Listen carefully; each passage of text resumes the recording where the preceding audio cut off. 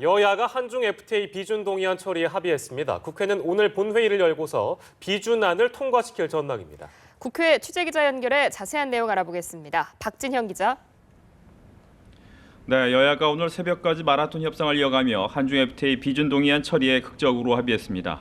새누리당 김무성, 새정치민주연합 문재인 대표를 비롯한 여야 지도부가 잠시 후 원래 1시 정도에 국회에서 만나 합의안을 최종 서명할 예정이었지만 야당의 의총에서 이 추인안이 좀 지연되면서 이 예정도 또 지연될 것으로 보입니다. 이에 반해 새누리당은 오늘 오전에 있었던 의원총회를 열어서 한중 FTA 피해 보전 합의안을 추인한 바 있습니다.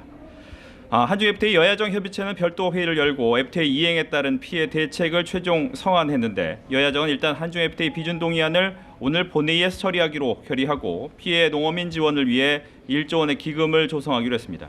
또 피해 보전 직불제 보전 비율을 내년부터 95% 수준으로 5%포인트 인상하고 수한 직불제 지원 대상에 제주도를 포함하기로 했습니다.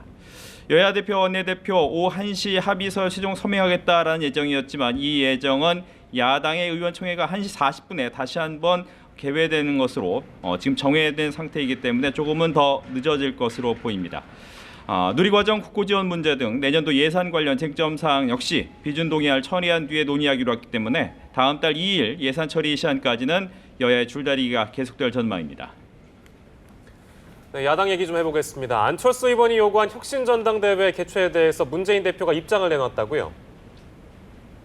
네, 어제 안 전 대표는 문재인 대표가 제안한 이른바 무단박 공동지도 체제 구성을 거부하며 대안으로 문 대표의 사퇴, 또 혁신 정당대회 개최를 요구했습니다.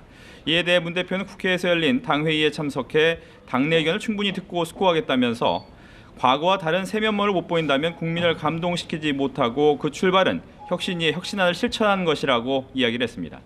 문 대표는 혁신 전대 수용 여부에 대해서 직접 언급하지는 않았지만 혁신위의 혁신안조차 거부하면서 혁신을 말하는 것은 진정성을 인정받기 어렵다며 사실상 부정적 입장을 내비쳤습니다.